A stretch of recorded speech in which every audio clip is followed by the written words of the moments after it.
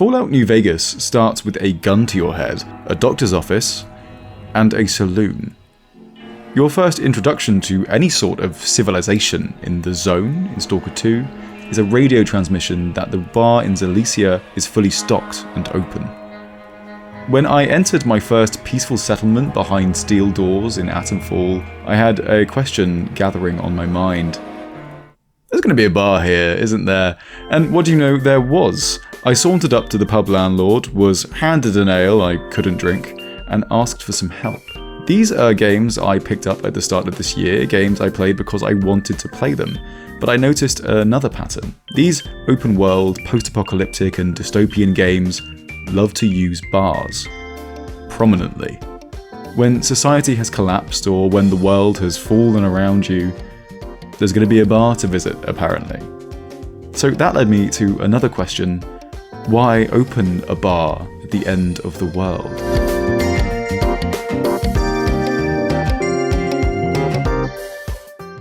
But first, back to New Vegas. The Prospector Saloon in the quiet town of Goodsprings, real place by the way, has a softly buzzing neon sign, about 3 regulars, a pool table with 3 balls, and a jukebox. It must be a slow day, I think, when I walk in on the doctor's orders. There isn't even a bartender. I walk around, say hi to some wastelanders. Hey. Hey there. Howdy. Sit down, try not to steal a glass, stand up, drink toilet water. Why is that what activate means? And leave. The bar, saloon, tavern, pub, it's an odd in-between in games. You can use these places to buy consumables, but you can also do that at the general store just next door. And anyway, the kind of consumables I can get at a bar aren't the kind I'm going to be spending my money on unless I'm about to deep dive. Most booze in games makes your vision a bit blurry and trades agility for strength, so it just tends to stack up in my backpack next to my other potions and doodads for the boss fight that isn't going to happen. So if it's not because you, the player, need a drink, maybe it's the law. Of course there's a bar here. It's the apocalypse. You need hard liquor and harder drugs. After all, you just spent your morning rinsing through 7 schnauzer-sized mantises when you were just trying to harvest jalapenos next to the monument to innocence lost that is the old schoolhouse. I would need a drink. Maybe that's the in-between the bars are good for. Any good game designer will build settlements that have useful places, shops for shopping, weaponsmiths and armorers for killing and the like. These are the places you, the player, should be interacting with. There's also the other places though, the set dressing to make a place feel real and lived in, the houses or camps the NPCs sleep in, the generator building that powers the neon sign, the well, farmland. There's never enough farmland. But you can also go to a bar for another reason. Information. You're looking for somebody or something, and chances are someone in this dive is going to have a good idea of where to look. The bar is of course where the people are. People are where the quests are. The Prospector Saloon is where I'll get looked after, and where someone will teach me how to kill things. I wonder if it's more than that though. When I finally meet Trudy, the owner and bartender of the Prospector, she's the only one in town that can bring everyone together to defend a stranger. So, rolling back a second, do you ever think about how the NPCs in these kinds of games live? Not your companions or the key characters in the narrative, the homesteader, the townsfolk, the robot who wants to kill me because I did steal that glass in the Prospector. It seems like the marketing teams for these open world games really do want you to appreciate how these NPCs go about their daily lives. Gameplay overviews and trailers go on about routines, the places NPCs will go to work, and how they'll do all of that even when the player isn't there to watch them. It's a way of saying, look, this is a real world we've built by the game. It sounds attractive, it sounds immersive, but it never really matters what an NPC would be doing when you're not there, does it? Do you ever think about how NPCs work? How they make their money, or caps? What kind of relationship they have with their labor? You probably don't, right? If an NPC is on hard times, their shop losing customers, taxes too high, Yakuzin, you'll only find out about it if it gives you the chance to be a hero and save their way of making a living. So it follows that if you don't think about how the denizens of these worlds work, it makes sense that you won't think about how they find community. Now, there's a good chance that if you're not travelling, you're at home. If not, you are probably at work or school. In that case, good on you, keep watching Incomprehensible Bias. Your home, where you spend most of your time, and work are your two dominant spheres of existence. But that doesn't make up life, does it? Or at least it shouldn't, should it? So we need to talk about Ryan Coogler's 2025 film Sinners. Stay with me. In Sinners, we follow a day following the dream of two men, the Smokestack twins, who have spent their conscious lives in a violent escape from the plantation they grew up with, only to find themselves back at that plantation in Mississippi. It is 1932. The dream is a juke joint, a place emerging in black American culture soon after emancipation. A place for black people by black people, for music, dancing, food, drinking and gambling. A juke joint was open weekends and gave people who still worked slavery-era hours for just a bit more than slavery-era pay, often paid in company vouchers or plantation dollars instead of real money, a place to be together. A place they could come to if they wanted, where they didn't have to work or spend too much money or pretend, where they could do as they pleased with people who wouldn't treat them differently. That's the dream of Sinners. That's a mighty fine day to be free, ain't it? There's a missing third between home and work, something that props up that private life and the work life. Let's call it, like that beer fan Ray Oldenburg did, the third place. The hangout spot, the meeting place where anybody in the community could go and have a conversation without the pressure of strict participation. Think of the fire pit outside the Cilicia Bar, Grendel's Head, or the Prospector Saloon. I'm sure you can imagine other examples. They don't even have to be a bar or serve drinks. These places aren't there because they help us survive, at least not in the way we think. The conditions of the worlds we inhabit in these games are harsh. Friendliness is a warning shot, and even the player will get worked up in the violence. You probably don't ask questions first, neither do I. Neither does Victor.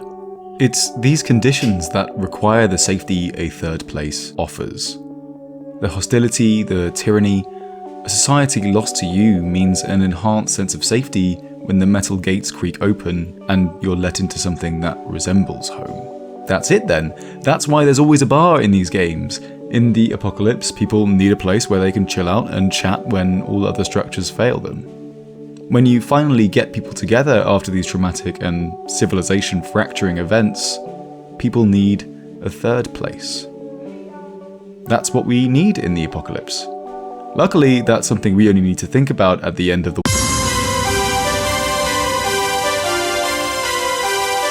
It's time to mix drinks and save lives. Welcome to Glitch City, baby. This is VA-11 HALL-A, Cyberpunk Bartender action. In this world, corporations reign supreme. All human life is infected with nanomachines designed to oppress them, and the terrifying White Knights ensure that everyone obeys the laws. But this is not about those people. You are a bartender at VA-11 HALL-A, or Valhalla to most.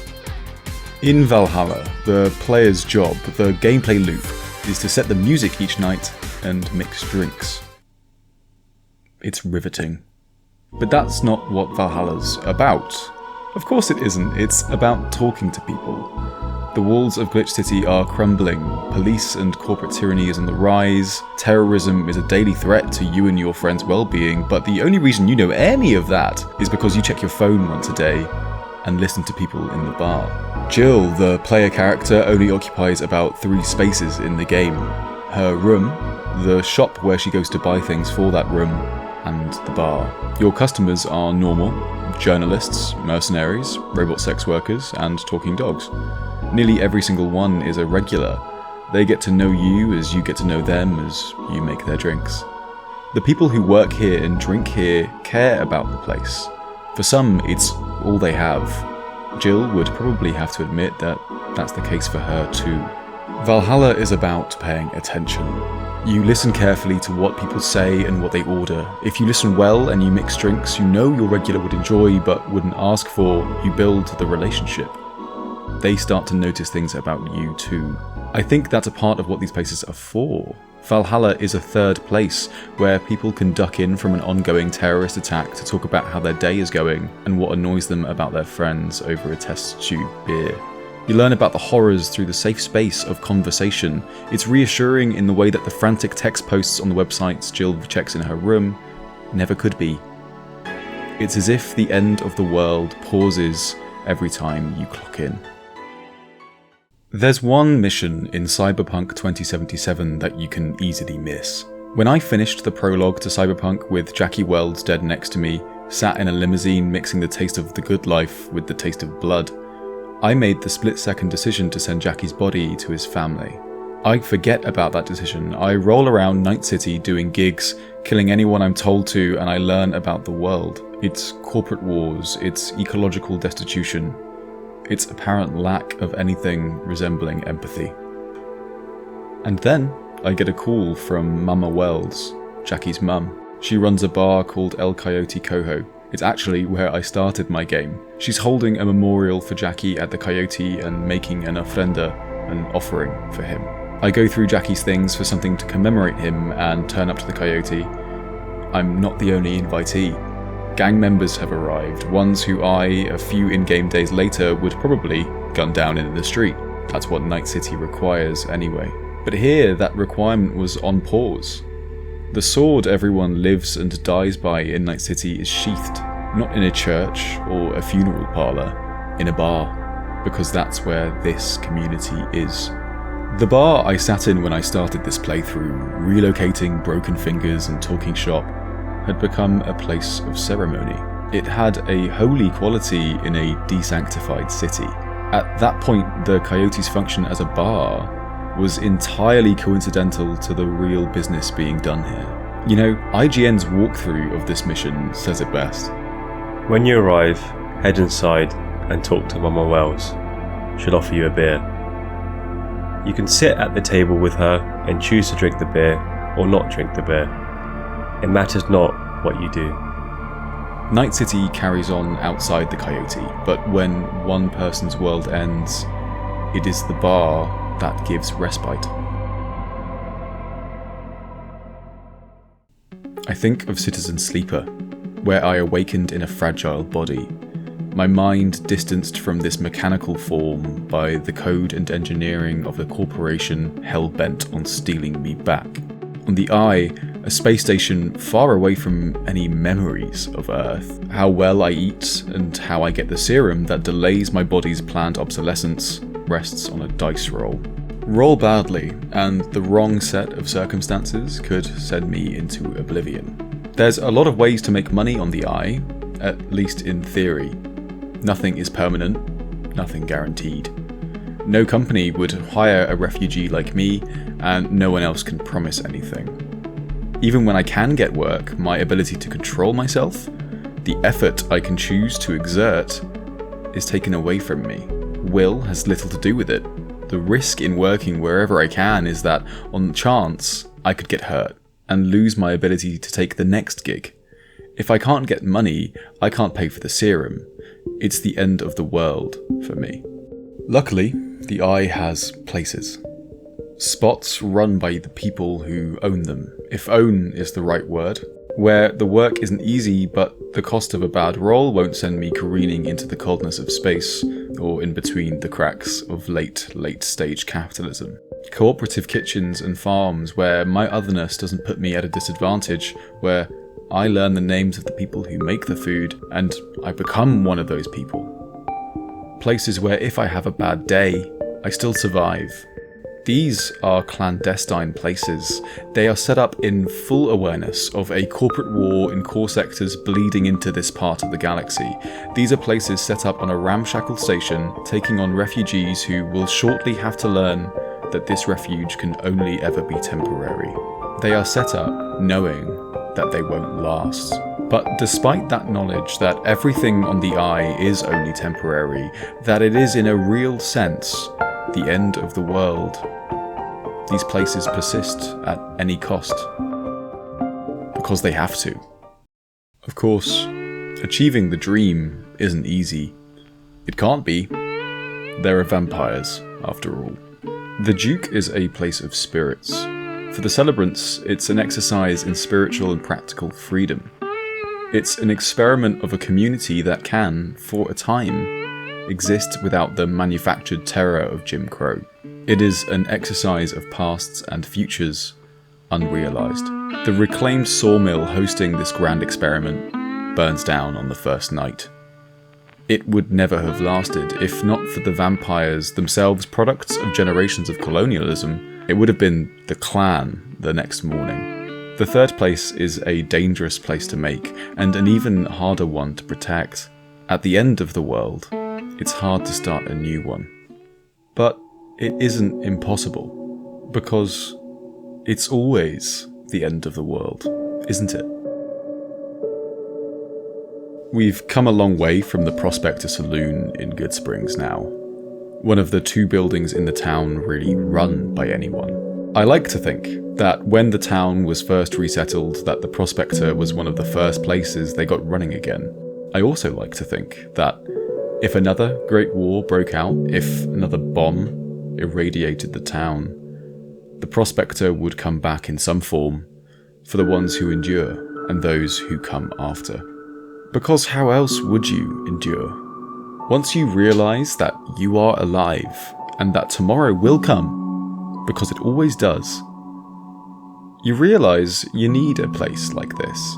You remember you need a place for people. I wonder if we're forgetting that. In any hole where it's possible, in the crevices of a civilization, or a place, or a life imploding, there are places to be found where your relationships are not built on the condition of your usefulness or your background. Places you can know others and be known. They'll disappear again, but new ones will come.